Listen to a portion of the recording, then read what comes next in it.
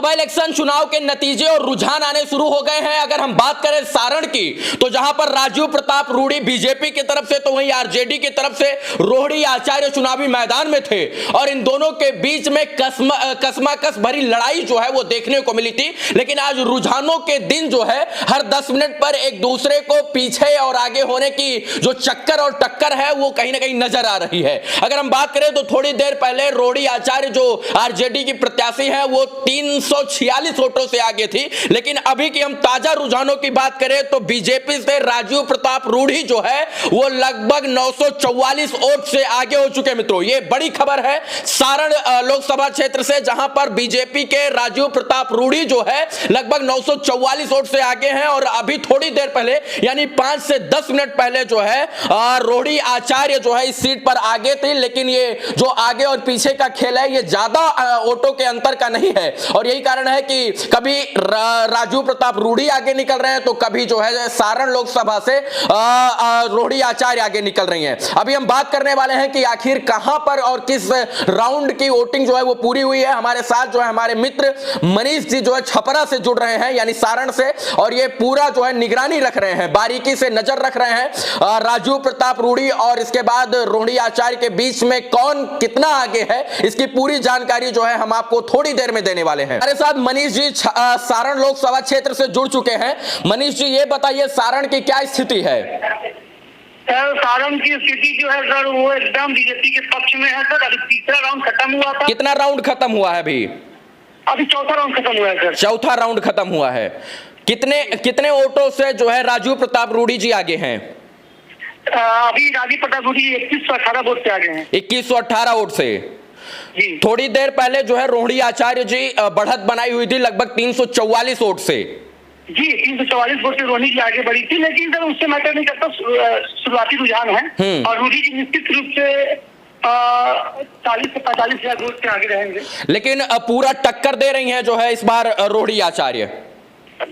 दो धारा की लड़ाई है तो कोई ना कोई टक्कर देगा ही सर, लेकिन रूडी जी मजबूती के साथ में खड़े हैं और एकदम एक तरफा रहेगा हमारा सीन लास्ट तक। अब देखिएगा सारण जो है बीजेपी और इसके बाद आरजेडी के बीच में सीधे सीधे तौर पर टक्कर देखने को मिली थी और यहां पर आरजेडी के तरफ से रोहिणी आचार्य जो है वो दबदबा कायम करने में कामयाब रही। लेकिन इस वक्त जो खबर आ रही है वो 2118 वोट से जो है सारण लोकसभा क्षेत्र से राजीव प्रताप रूडी बढ़त बनाए हुए हैं जी।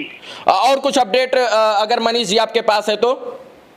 सर अपडेट वैसा कुछ नहीं है सर। अपडेट ऐसा है कि अब जो पक्ष खुलेगा सर, मतलब 5 उसमें आप देखिएगा कि रूडी जी लगभग 25 से 30 हजार वोट से वो आगे चले जाएंगे 7वां 8वां तक।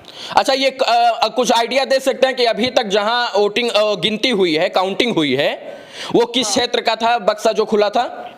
जैसे वो ग्रामीण क्षेत्र का था सर।